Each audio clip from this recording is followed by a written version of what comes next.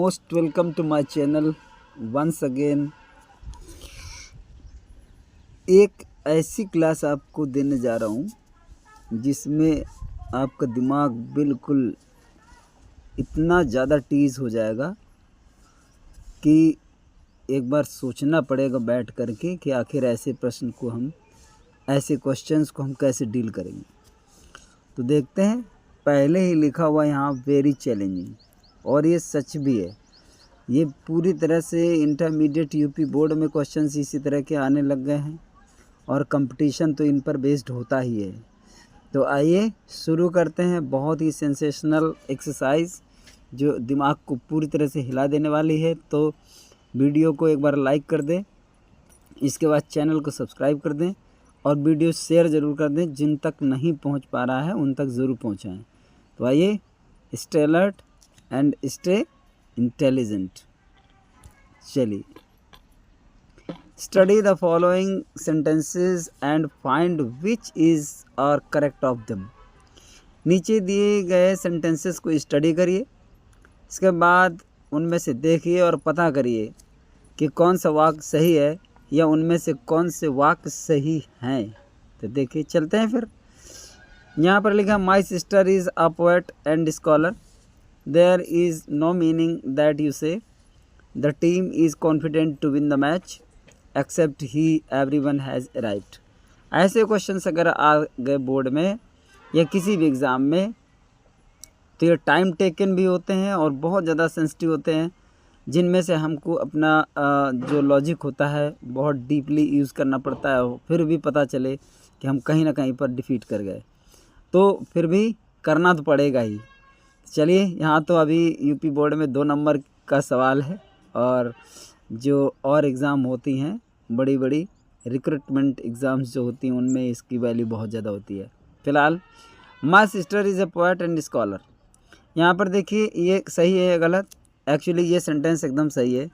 ए number तो आपका confirm है कि सही है।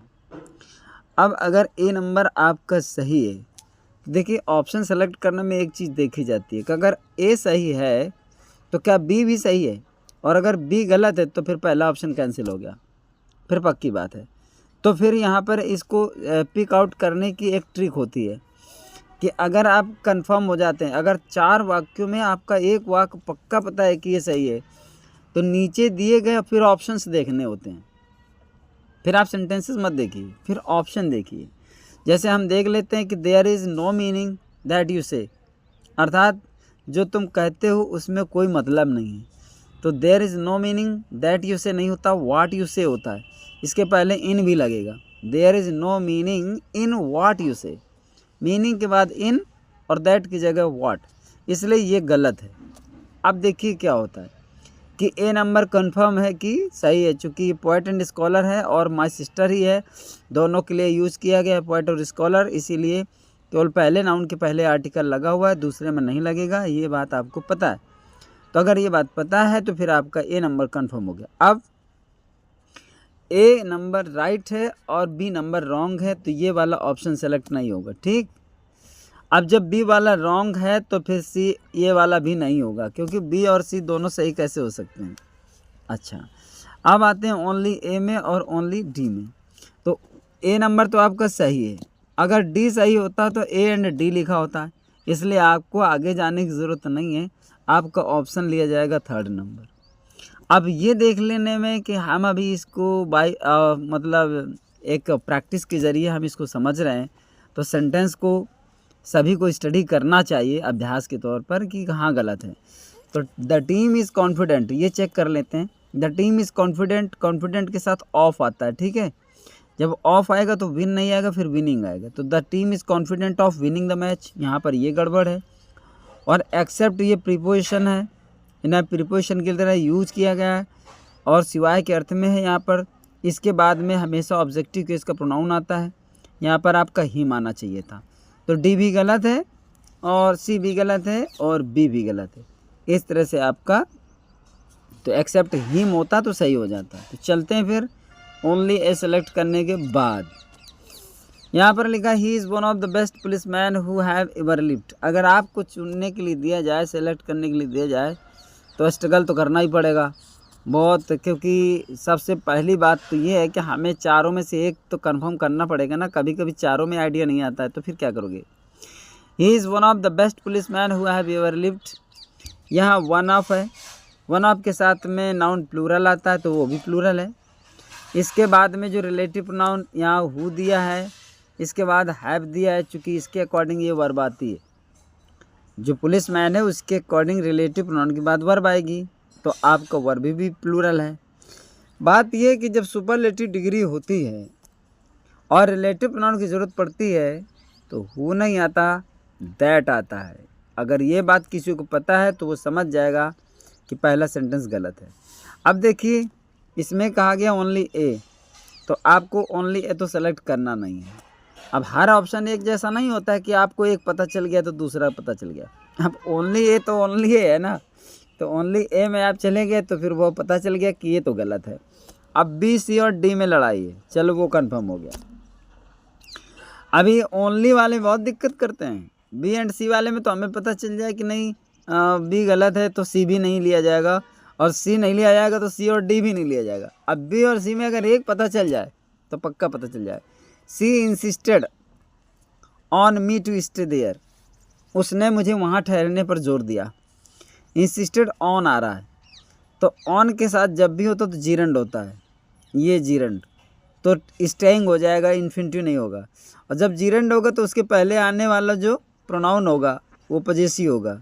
यानी यहाँ सेंटेंस होना चाहिए था she insisted on my staying there, इसलिए ये गलत हो गया। अब क्या है, जब बी गलत है तो ये भी गलत है, ठीक। अब बी गलत है तो बी एंड सी गलत है, अब सी भी गलत है तो फिर सी एंड डी भी गलत है। समझ रहे हो, इसलिए आपका सही कौन सा निकल गया। नहीं नहीं नहीं, अभी आपको देखना है, रुक जाइए। हाँ, बी एंड सी, तो बी एंड सी कह रहा है तो बी तो गलत है, तो बी के साथ तो सी दोनों लिए नहीं जाएंगे तो ये तो गलत हो गया। तो सी एंड, अब ये बात है कि ओनली कहीं अकेला सी तो सही नहीं है।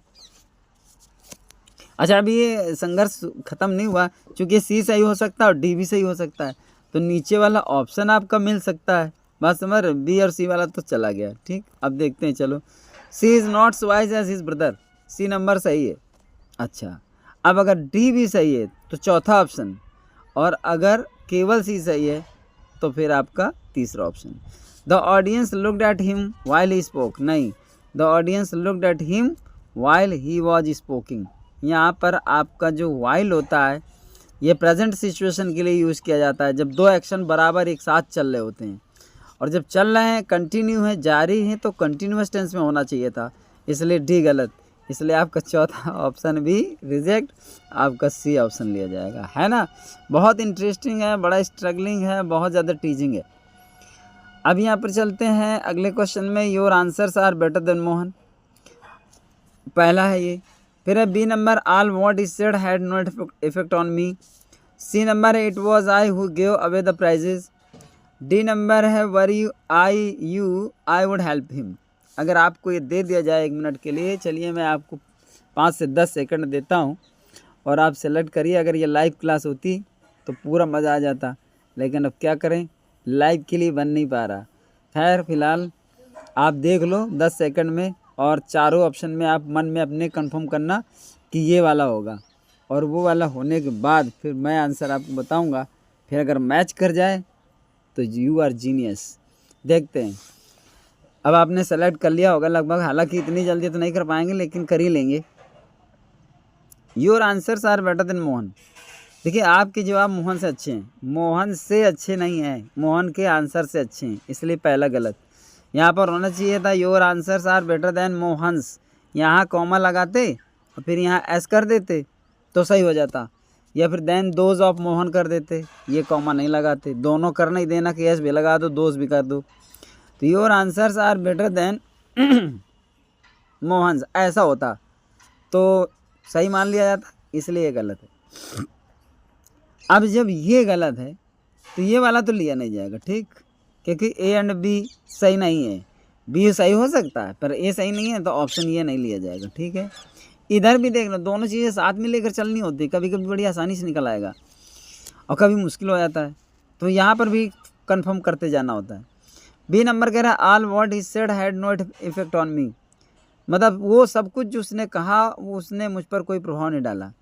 एक्चुअली ऑल इंडेफिनिट प्रोनाउन है, इसके बाद में रिलेटिव प्रोनाउन दैट आता है, व्हाट नहीं आता। All that he said had no effect on me, जैसे all that glitters is not gold. तो ये इंडेफिनिट प्रोनाउन का मैटर है, जिसको इंडेफिनिट के प्रोनाउन का यूज़ पता है तो उसको ज़्यादा प्रॉब्लम होगी नहीं ये बात समझने में। इसलिए आपका आंसर जो सेंटेंस है वो बी नंबर भी गलत है। इसलिए पहला ऑप्शन भी गलत है और ये भी गलत हो गया, क्योंकि बी गलत है, अब सी को तो पता नहीं। अब अगर सी और डी देख लेते हैं, इधर ओनली डी रखे बैठा है तो हो सकता है सी भी गलत हो, केवल डी सही हो। तो देखते हैं। It was I who give away the prizes, ये तुम देखो, तब तक नीचे वाला मैं देखता हूँ। Were I you I would help him, हालांकि ये तो सही है, क्योंकि ये कंडीशनल सेंटेंस होता है, इम्प्रोबेबल कंडीशन होती है, इसमें इफ़ लगता है। और इम्प्रोबेबल कंडीशन में सभी सब्जेक्ट के साथ में वर आता है। जैसे इफ़ आई वर यू, यदि मैं तुम्हारी जगह होता, या मैं तुम होता। If I were A bird, यदि मैं पक्षी होता, ऐसे करके होता है ना। अब उसका एक तरीका ये है कि अगर आप इफ़ हटा देते हैं और वर को आगे ले आते हैं तो वर दो रोल करती है, वो कंडीशनल इफ़ का भी काम करती है और वर्ब का भी काम करता है। ये दोनों चीज़ें हो जाती हैं, इसलिए डी आपका कुछ गलत भी नहीं है, सही है। और इट वाज आई, जब इट का प्रयोग होता है तो नॉमिनेटिव केस का आता है प्रोनाउन, तो आई जो सही लिखा हुआ है। इसके बाद हु लगा है तो भी गलत नहीं है। इसके बाद गेव अवे लिखा है, कुछ भी गलत नहीं है। गिव अवे माने बांटना होता है, तो ये मैं ही था जिसने पुरस्कार वितरण किया या बांटे। तो आपका सी और डी दोनों सही है, इसलिए आपका ये ऑप्शन भी गया, इसलिए आपका तीसरा नंबर सही है। इसमें दो सही है, हालांकि हो सकता है इतना टिपिकल आपको ना मिले, लेकिन मेरी तो आदत टिपिकल बनाने की, तो मैंने बना दिया। आपका ये सी और डी दोनों ऑप्शन लेने पड़ेंगे। हाँ, मैंने सोचा A and B, B and C लिखा ही जाता है, तो एक बार ये दोनों एक साथ सही करके देख लेते हैं तो बच्चों को एक नया जो है क्लू मिलेगा। A number, being a rainy day he did not go out. B number है he repeated the essay word by word. C number है taking my food I left for college. और डी नंबर है a summons has been served on him, यहाँ पर ये दिया हुआ है। अब बात आती है कि इनमें सही कौन सा है और क्या सेलेक्ट किया जाए और क्या छोड़ा जाए। तो देखते हैं यहाँ पर देखिए, पहले में तो it being a rainy day होता है, हमेशा इट लगता है। यहाँ पर ध्यान देना, नॉमिनेटिव एब्सोल्यूट का कंसेप्ट होता है और इसमें दोनों सब्जेक्ट लेने पड़ते हैं। मतलब बारिश का दिन होने पर वह स्कूल नहीं गए, वो बाहर नहीं गया, ही डिड नॉट गो आउट। तो आपका पहला नंबर गलत है। और जब आपका ए गलत है तो बाय चांस ऑप्शन में ए है भी नहीं, इसलिए ए का कोई झंझट ही नहीं है। अब देखिए, यहाँ पर ए गलत है और ए को लिया भी नहीं गया, इसलिए हमारी ये मेहनत बेकार ही चली गई, हमें उस पर देखने की ज़रूरत ही नहीं थी। लेकिन अब क्या करें, प्रश्न है, ऐसे ही बन सकते हैं, ऐसे ही बन जाते हैं, जिनमें से आपका टाइम भी काफ़ी वेस्ट होता है। मतलब कॉम्पिटिटिव एग्ज़ाम में बैठने के लिए कितना बड़ा दिमाग चाहिए, आप सोचो ज़रा, बड़ी बड़ी एग्ज़ाम कैसे क्रैक करते हैं लोग। तो अब यहाँ ए पे लगे रहे हम लोग, कुछ तो मतलब 1 आध मिनट 30 सेकंड तो गया, लेकिन अब उसकी ज़रूरत ही नहीं थी, एक भी ज़रूरत नहीं है, क्योंकि कहीं ऑप्शन में है ही नहीं, तो मतलब ही नहीं बनता। खैर चलो, ये भी सीखने को मिलेगा। बी नंबर है he repeated the essay word by word. Actually जब कभी दो नाउन के बीच में कोई प्रोनाउन आता है तो पहले तो वो सिंगुलर होता है, यहाँ पर वर्ड्स बाय वर्ड्स का भी दे सकता है आपको, इसलिए वहाँ पे ये भी ध्यान रखना है। दूसरा, यहाँ वर्ड बाय वर्ड नहीं होगा, यहाँ पे वर्ड टू वर्ड होगा, है ना। वर्ड बाय वर्ड नहीं होगा, डे टू डे होता है, डोर टू डोर होता है, वर्ड टू वर्ड होता है, इसलिए यहाँ पर आपको word to word. Other pronoun preposition भी यूज़ हो सकते हैं, लेकिन यहाँ पर आपका टू आएगा, इसलिए ये गलत हो गया। उसने निबंध को एक एक शब्द करके दोहराया, तो वर्ड टू वर्ड होगा। तो अब आपका बी भी गलत। अब बी गलत तो ये भी ऑप्शन चला गया आपका, ठीक है, ये भी गया और आपका तीसरा नंबर भी चला गया। बचते हैं 2। अब देखिए, यहाँ 2 में फिर उतना ही संघर्ष है आपको। हो सकता है सी डी दोनों सही हो सकता है केवल डी सही हो। अब यहाँ पर क्या है, taking my food I left for college, मतलब ये होगा मैं अपना भोजन करके कॉलेज चला गया। क्योंकि जब एक एक्शन पूरी तरह फिनिश हो जाता है तो परफेक्ट पार्टिसिपल का यूज किया जाता है, हैविंग टेकन यहाँ किया जाना चाहिए था, हैविंग टेकन या फिर after taking my food, after लगा लेते या हैविंग के साथ वर्ब की थर्ड फॉर्म लगा लेते, लेकिन ये गलत हो गया। तो अब ये जब गलत हो गया तो ये ऑप्शन चला गया। जब ये चला गया तो अब आपको डी नंबर देखने की ज़रूरत ही नहीं है, आपका डी ऑप्शन ही सही है। Actually a summons has been served on him, उसके लिए एक सम्मन भेजा गया है। अदालती जो बुलावा पत्र होता है उसको सम्मन कहते हैं। सम्मन का जो आप सम्मन से देख रहे हो यही सिंगुलर होता है, क्योंकि जब सम्मन होता है तो ये वर्ब होता है, सम्मन माने बुलाना होता है। जब सम्मन्स होता है तब ये नाउन होता है, इसका प्लूरल सम्मन्सेस होता है। जब सम्मन्सेस होगा तब हैव बीन होगा, सम्मन्स होगा तो सिंगुलर होता है। अतः ये बिल्कुल अपनी जगह पर सही है, तो ऑप्शन डी आप सेलेक्ट करिए। Leena is the most intelligent student, आपको लग रहा होगा ये सही है और मुझे भी लग रहा है सही है, मैंने टिक भी कर दिया है, ठीक है। तो पहला तो सही होगा, ए सही है। अब देखिए अभी ऑप्शन आपको या तो बी देख करके पता चलना चाहिए या फिर सी देख कर पता चलना चाहिए। तो स्ट्रगल आपका नीचे तक चला जाएगा पूरा। आप ए देख करके अभी नीचे दे गए ऑप्शंस को, पहले लिख दिया चैलेंजिंग एक्सरसाइज है, माइंड ब्लोइंग है। आपको देखना है कि कितने टैलेंटेड है आप, कितने जीनियस हैं और इस तरह के क्वेश्चंस आप कितनी जल्दी और कितना परफेक्ट सॉल्व करके रखेंगे। इसके लिए आपको ये मेरी एक्सरसाइज आपको बिल्कुल बहुत ज़्यादा डेप्थ तक ले जा करके आपको सिखाने वाली है बहुत कुछ।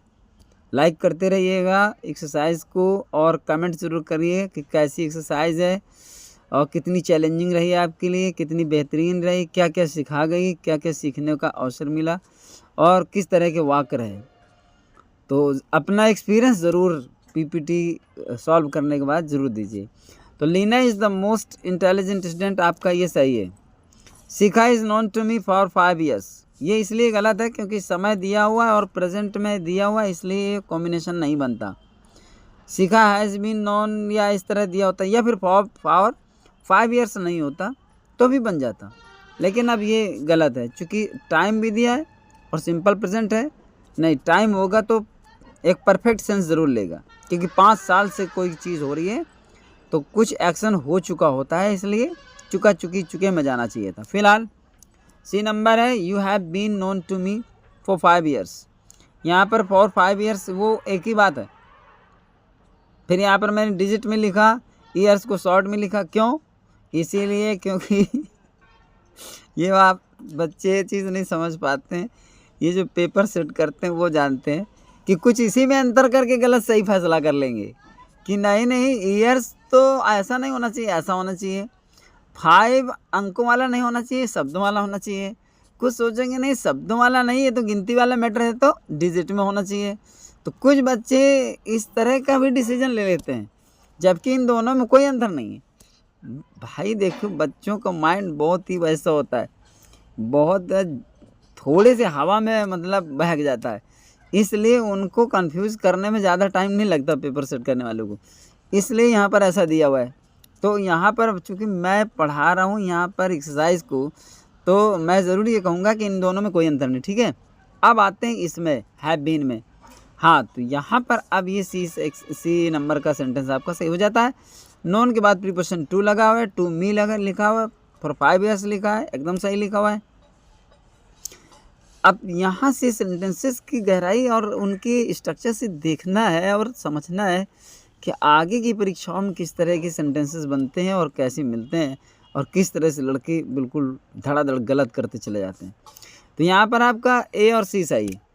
तो मेरे ख्याल से अगर ए और सी सही है तो फिर आपको ज़्यादा, अगर एग्ज़ामिनेशन आपकी बहुत ज़्यादा टाइम टेकन ना होना चाहे तो फिर आपको ये छोड़ देने हैं, बाकी ए और सी भर करके और टिक करके निकल लेना है। लेकिन डी को यहाँ पढ़ करके जाइए, ज़्यादा सही है। You are not allowed to enter in the house लिखा हुआ है, क्योंकि इंटर के बाद कोई प्रीपोजिशन नहीं आएगा तो यहाँ पर इंटर द हाउस होना चाहिए, इसलिए आपका सी और डी वाला भी गलत है, बी और सी वाला भी गलत है। आपको लेना है ऑप्शन ए एंड सी। चलते हैं अगले क्वेश्चन की ओर। It is the best what she could do for me. जानते हो अभी भी बताया था, जब सुपरलेटिव डिग्री आती है तो रिलेटिव प्रोनाउन हमेशा दैट लगता है, क्योंकि रिपीट करने का मतलब यही होता है कि आप उसको कितना अच्छे से स्टोर कर पाते हो अपने माइंड में। तो it is the best that she could do for मी, एक चीज़ पकड़ में आ जाए तो दूसरी पकड़ना फिर आसान रहता है। तो ये एक चीज़ हमको समझ में आई कि पहला गलत, तो अगर ए नंबर गलत है तो आपको एक चीज़ ये आपको मिल गई और एक चीज़ ये मिल गई। अब समझना है, दो ऑप्शन को फाइनल कर लिए हम कि पहला नहीं होगा आखिरी नहीं होगा, क्योंकि इसमें एंड बी कह रहा है और इसमें ओनली ए कह रहा है। आप देखो ये मैं बता रहा हूँ तो आपको आसान लग रहा होगा, लेकिन आपको खुद ये जी समय निकालना पड़ेगा ना, तो दिमाग की बत्ती जल जाएगी पूरी, बहुत ज़्यादा मुश्किल काम हो जाएगा। ये बात आपको मन ही मन में ये आइडिया ज़रूर आ रहा होगा कि हम जब इसको इंडिविजुअली जब इसको खुद ही डील कर रहे होंगे तो कितनी मुश्किल का काम होगा, ये आपको अंदाज़ा हो रहा होगा फ़िलहाल तो। चलो अंदाज़ा हो जाए अच्छी बात है। बी नंबर है neither does she come nor rights, ठीक है। अब ये मिलते ही पूरा फाइनल हो जाएगा, खैर ज़्यादा कुछ शेष बचा नहीं। तो पहले इसको देखते हैं, it may be rain today, क्योंकि एक वर्ब मे के साथ में रेन दी हुई है तो बी का क्या काम है। अगर हम बी को ले लेते हैं तो इट मे बी टुडे गलत हो जाएगा, इट मे रेन टुडे, आज बारिश हो सकती, इसलिए आपका सी गलत है। तो जब आपका सी गलत हो गया तो फिर ये पूरा चला गया, इसका मतलब है आपको डी ढूंढने की ज़रूरत नहीं है, आपका ओनली बी सही है, ठीक है। फिर भी देख लेते हैं, he had not come here yesterday, यहाँ पर एडवर्ब ऑफ टाइम लगा है तो सेंटेंस पास्ट परफेक्ट में जाएगा नहीं, यहाँ पर हो जाता ही did not come here yesterday, मतलब सिंपल पास्ट में बनाना चाहिए था, तो ये भी गलत है। अब ये कैसे सही है, नाइदर नॉर को रिलेटिव कंजंक्शन है, एक पेयर जिसके पहले आता है उसी के पहले दूसरा पेयर भी आना चाहिए। तो चूँकि इसमें क्या किया हुआ है, जो कम्स होना चाहिए था, कम्स को उसने दो भागों में बांट दिया, आगे डज लगा दिया, ये वर्ब का इन्वर्जन होता है, और कम को आगे रख दिया है, तो गलत कहीं से भी नहीं है। लेकिन इस तरह के सेंटेंसेस बच्चे देख बहुत कम पाते हैं, समझ बहुत कम पाते हैं, उनको शायद ये पता किसी तरह से अगर लग जाए अपने आप में कि ये सही है तो सही पकड़ लेंगे बात को, लेकिन अगर ये ना फील कर पाएँ, नियम ना जानते हो, तो फिर वो गलत भी कर सकते हैं। हालांकि यहाँ पर आपका बी सेंटेंस ही सही है, option B is absolutely correct. I wish I was a bird, पढ़ने लिखने वाले बच्चे तुरंत समझ जाते हैं कि गलत है, चूँकि आई विश काश में एक पक्षी होता, ऐसे में सभी सब्जेक्ट के साथ में, इसी को इम्प्रोबेबल सिचुएशन अनरियल पास्ट कहते हैं। यहाँ पर आपका वॉज जो लिखा हुआ है ये पूरी तरह गलत है, इसलिए ऑप्शन कहीं पर भी अगर ए है तो फिर ठीक है, लेकिन इसमें भी टाइम बेकार चला गया, क्योंकि यहाँ कहीं ऑप्शन है नहीं, ओनली ए। यहाँ ओनली बी लिखा, ओनली सी लिखा, ओनली डी लिखा और सी एंड डी लिखा। अब देखते हैं ज़रा, तो ए तो है नहीं ऑप्शन में, वो गलत भी है। बी नंबर है they who did this should be punished, वे लोग जिन्होंने ऐसा किया उन लोगों को दंडित किया जाना चाहिए। ये गलत इस बात पर है कि यहाँ दोज लगना चाहिए। पर्सनल प्रोनाउन नहीं लगाया जाता है, डिमॉन्स्ट्रेटिव प्रोनाउन लगाया जाता है उन लोगों की तरफ इशारा करते हुए जिन्होंने गलत किया है। तो दे नहीं, दे पर्सनल होता है, हम किसी पर्सन व्यक्तिगत किसी खास या पार्टिकुलर पर्सन्स के लिए नहीं कह रहे हैं, इसलिए देज नहीं दो आना चाहिए, दे नहीं दोज आना चाहिए, दोज। तो दोज हु डिड दिस, तो आपका बी नंबर भी गलत है। जब बी गलत है तो केवल यही ऑप्शन मिला आपको, समझ रहे हो। मतलब अगर ओनली करके दिया हो तब भी मुश्किल काम है, बी एंड सी डी और ये ऐसे कंबाइन करके देता है तो थोड़ा आसान रहता है, क्योंकि एक के साथ दूसरा जुड़ा हुआ है, एक गलत तो दूसरा सही गलत मान लिया जाएगा। यहाँ सिंगल देगा तो और मुश्किल काम है, सबको देखना पड़ेगा। तो एक का तो देखना नहीं था लेकिन देख लिया, चलो वो ज़रूरी था, बाद में देखते। C number I am ready to say on her face, ये बात मैं उसके मुंह पर कहने के लिए तैयार हूँ। एक्चुअली जब ये सिचुएशन आती है तो ऑन नहीं होता, इन नहीं होता, ऐट भी नहीं होता, टू होता है।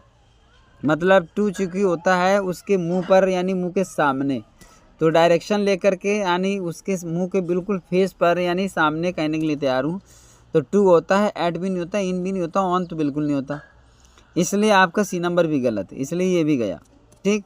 और जब ये चला गया तो ये भी चला गया, अब ये सही है। देखिए कॉम्बिनेशन में ये जो सी एंड डी देता है इससे ये मदद मिल जाती है। अगर सिंगल सिंगल ऑप्शन देता तो बहुत मुश्किल रहता है। तो बी गलत था, सी गलत मिला, सी गलत मिला, तो डी भी पकड़ में आ गया, इसलिए ओनली डी सही है। आई एम रेडी, अब यहाँ पर कौन सा डी, तो हाँ सी एंड डी। अब यहाँ पर देखिए डी, हम ये देखो देख रहे हैं कि डी हमारा सही हो सकता है चौथे में, है ना, लेकिन सी गलत है, इसलिए सी डी दोनों नहीं लेंगे। अब बात आती है कि यहाँ ओनली डी लिखा हुआ है, तो अब ये सही है ओनली डी। ओनली डी जो यहाँ ऑप्शन जो दिए रहते हैं इनमें बहुत, देखो मैंने इसको कंपोज किया है पीपीटी को, ऑप्शन भी मैंने ही टाइप किए हुए हैं, लेकिन जब मैं खुद ही देखता हूँ इसको तो काफ़ी देर तक मेरा माइंड हैंग कर जाता है कि मतलब कौन सा लेना है कौन सा नहीं लेना, कहीं गलत तो नहीं हो गया। अब समझो आपको कितना स्ट्रगल करना पड़ेगा, बहुत मुश्किल काम रहेगा, बहुत ज़्यादा। यहाँ पर आपको समझना है चूँकि सी गलत है, डी सही है, लेकिन ऑप्शन ये नहीं लेंगे, फिर भी लेंगे only D. C is my cousin, वो मेरी चचेरी बहन है, ऐसा कहना चाह रहा है, ऑप्शन डी सही है। भाई देखो मैंने तो पीपीटी बना दी है, पूरा मैं सॉल्व भी कर रहा हूँ, बाकी काम अपना आपका है। अब आपको कैसा लग रहा है और किस तरह से आपको कैसे एंजॉय कर रहे हो इसको, और कितनी मुश्किल आ रही है, आप देखना इसको चाहते हो कि बंद करके रखना चाहते हो, आपके लिए यूज़फुल है या मान लीजिए नहीं या यूज़लेस है, जो भी है मुझे पता नहीं। मुझे तो पीपीटी बनाने में अच्छा लगा, पढ़ाने में बहुत अच्छा लग रहा, बहुत ट्रिकी है चूँकि। अब बार्किंग डॉग सेल्डम बाइट, ठीक, इसको देखना है कि गलत है कि सही है। As he is poor he is honest, poor as he is honest, wait for me until I will come. अब आपको ऑप्शन क्या है, A and B, only C, only D. ये ओनली वाले बहुत परेशान करते हैं। अब देखिए ए और बी का सही हो दोनों, तो अब बात ये आती है कि अब क्या करें, पता नहीं क्या है, देखते हैं चलिए। अब barking dog seldom bite, actually bite singular है तो बाइट्स होना चाहिए था, ना कि बिल्कुल होना चाहिए था। आपको समझ में भी आ रहा होगा कि बाइट्स होना चाहिए था, लेकिन चूंकि बाइट्स है नहीं, वैसे तो होता बार्किंग डॉग सेल्डम बाइट, लेकिन आगे ए लगा है, डॉग भी लिखा है, तो बाइट्स चाहिए। ए हटाएंगे तो डॉग रह जाएगा, डॉग में प्लूरल करेंगे तो ए रह जाएगा, इसलिए बाइट्स कर देंगे तो सेंटेंस ग्रामेटिकल बेस अपना पकड़ लेगा। बाकी उसकी प्रोवर्ब क्या होती है, हमें इससे क्या लेना देना, वो तो आपका ग्रामर चेक करेगा ना, प्रोवर्ब नहीं, उससे क्या मतलब है। As he is poor he is honest, तो ए ऑप्शन चूँकि आपका ए गलत है, इसलिए पहला ऑप्शन चला गया, ठीक है, ए एंड बी। अब देख लो कहीं अकेला बी तो सही नहीं है as he is poor he is honest. अब यहाँ एज अगर पहले लगता है तो इसका अर्थ क्योंकि से होता है, क्योंकि वह गरीब है, वह ईमानदार है, नहीं तो ये कोई रीज़न थोड़ी है कि कोई गरीब है तो ईमानदार है, गरीब है थोड़ी ईमानदार होते हैं, और भी तमाम लोग ईमानदार हो सकते हैं, इसलिए बी आपका गलत है। तो अब ए भी चला गया और बी भी चला गया। अब बात आती है सी और डी में, poor as he is honest. अगर इसको आपको पहचानने में दिक्कत मिले तो डी भर देख लो, बात ख़त्म। Wait for me until I will come, अर्थात अंटिल के बाद अगर क्लॉज होगी तो या तो प्रेजेंट होगी या फिर पास्ट होगी, फ्यूचर तो कभी संभव ही नहीं है। अंटिल और टिल के बाद फ्यूचर क्लॉज जो फ्यूचर टेंस होता है वो कभी नहीं होता है, या तो आपका प्रेजेंट टेंस होगा और या फिर पास्ट होगा। अगर आपकी जो प्रिंसिपल क्लॉज होगी अगर वो पास्ट में है तो पास्ट होगा, नहीं तो इम्परेटिव होगा, प्रेजेंट होगा, फ्यूचर होगा, सब के साथ प्रेजेंट क्लॉज आती है। तो आई विल कम नहीं होगा, आई कम होना चाहिए था। तो अब ऑप्शन चला गया आपका चौथा, ओनली डी भी नहीं होगा, तो ओनली सी सही है। ये कंट्राडिक्टरी सेंस में इस तरह का यूज़ होता है स्ट्रक्चर में। इसका अर्थ होता है यद्यपि वो गरीब है वो ईमानदार है। जब आप पुअर एज ही कर देते हो तो ये आल्दो का सेंस ले लेता है, और एज ही इज पुअर कर देते हो तो ये बिकॉज का सेंस ले लेता है। इन चीज़ों को जानना बेहद बेहद ज़रूरी है। यहाँ पर आपका सी ऑप्शन सही है, यानी सी नंबर सेंटेंस सही है, और थर्ड ऑप्शन सही है। किसी भी कन्फ्यूज़न के लिए, किसी भी अगर कोई कन्वर्सेशन या कोई भी कमेंट कुछ करना चाहे तो कर सकता है, उसका जवाब मिल जाएगा। कोशिश करूँगा कि मैं उसको और पूरी तरह से समझा सकूँ अगर किसी को कोई कन्फ्यूज़न है तो। अगला है, अगली स्लाइड में लिखा है they enjoyed the fair on a holiday, पहला। दूसरा दिया he enjoyed in the fair, फिर तीसरा as he is ill so he can not walk fast, फिर है I saw to a one eyed person on the road. देखो, मैंने सड़क पर दो एक आँख वाले व्यक्तियों को देखा। मतलब दो व्यक्ति थे, दोनों की एक आँख थी। मतलब कहने का ये है कि दो देखे तो एक का क्या काम है। तो इसलिए आपका डी गलत है।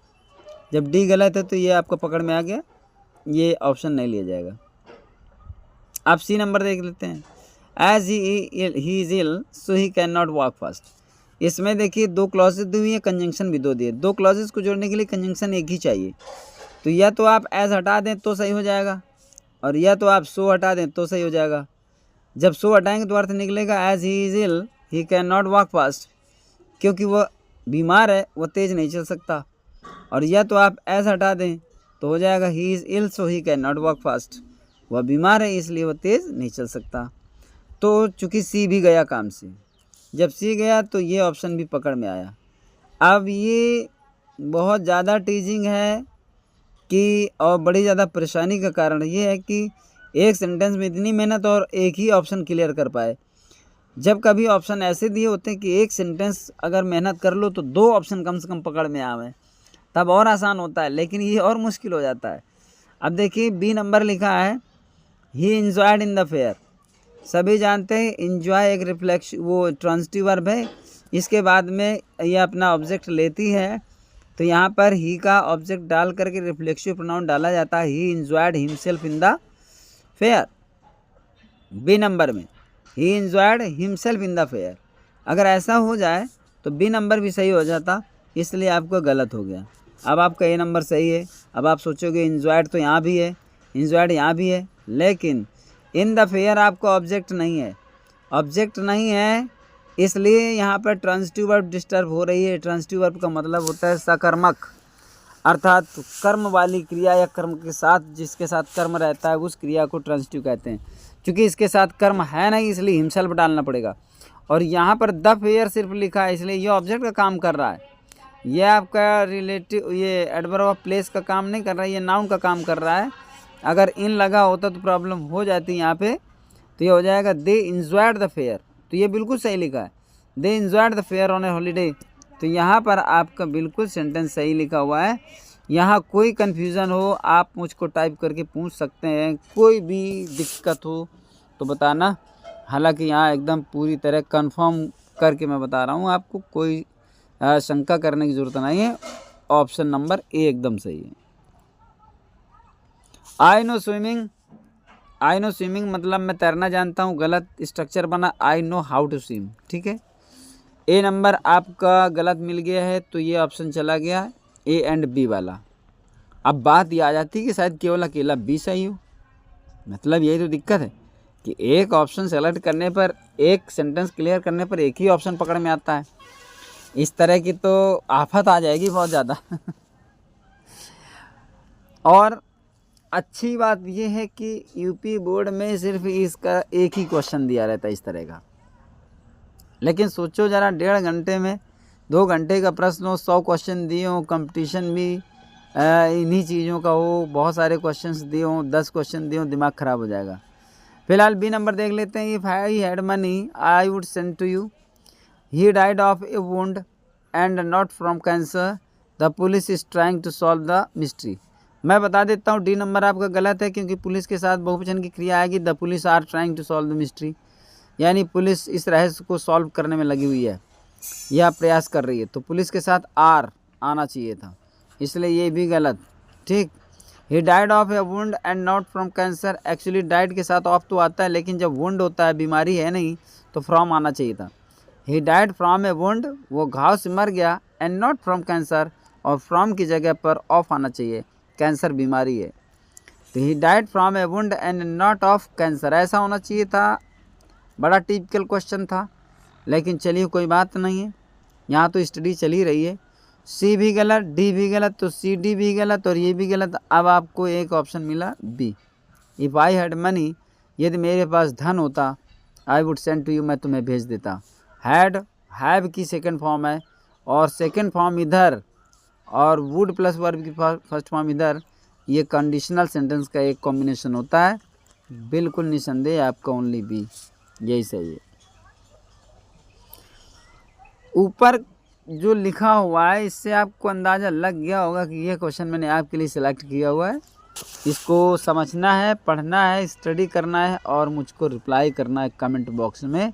हर बार की तरह आप रिप्लाई करिए और बताइए कि इसमें कौन सा ऑप्शन सही है।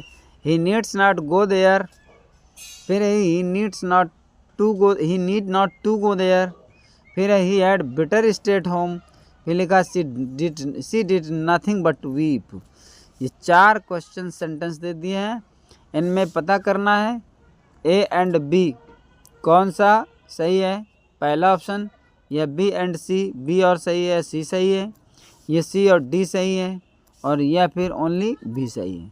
इसमें भी संघर्ष है, इसके साथ बी जुड़ा हुआ है, इसके साथ सी जुड़ा हुआ है, इसके साथ डी जुड़ा हुआ है, और ये अकेला बी यहाँ खड़ा हुआ है। अब आपको देखना है कि इनमें कौन सा ऑप्शन हम लें। आपके लिए बहुत एक बड़ा चैलेंज है, लेकिन बड़ा इंटरेस्टिंग है, बहुत वंडरफुल है, आपको एक बार मज़ा आएगा। और इसके लिए अभी तो ये है कि इसमें कोई टाइम लिमिट नहीं है, पर परीक्षा में टाइम भी ध्यान देना पड़ता है। तो आप इसको इत्मीनान से पढ़ करके समझ सकते हैं और मुझे रिप्लाई कर सकते हैं कि कौन सा ऑप्शन होगा। हालांकि मैं इसमें से जो लाइनिंग है वो मैं हटा देता हूँ तो आप क्लियर समझ सकें। ये रहा आपका साफ़ सुथरा प्रश्न, ठीक है, ये हो गया। आप ध्यान देना ये है कि आप मुझे जवाब दें तो कौन सा दें, ये ज़रा अपना ध्यान रखना। तो चलते हैं, ये है आपका धन्यवाद, बहुत बहुत धन्यवाद आप वीडियो में इतनी देर तक रहे। हालांकि हर बार की तरह से पीपीटी थोड़ी सी टाइम टेकन हो गई, क्योंकि एक्सप्लेन करना पड़ता है, एक्सप्लेन करेंगे तभी उन चीज़ों का महत्व समझ में आएगा। चलिए फिर मिलते हैं अगले वीडियो में, और इंतज़ार है आपके कमेंट का। वीडियो कैसा लगा ज़रूर बताइए। इस तरह के क्वेश्चंस और चाहिए तो बताइए, या फिर किसी विशेष टॉपिक पर आपको क्वेश्चन चाहिए तो बताइए। मेहनत करते रहिए, परीक्षाएं नज़दीक हैं, इन क्वेश्चन में आपको बहुत ज़्यादा प्रैक्टिस करनी पड़ेगी फ़िलहाल। और वीडियो को लाइक ना किया हो तो कर दें, चैनल सब्सक्राइब ना कर रखे हो तो कर लीजिए, और शेयर ज़रूर करें। तो मिलते हैं फिर आपको अगली क्लास में, तब तक आपको बहुत बहुत शुभकामनाएं, धन्यवाद, और फिर सी यू, गुड बाय।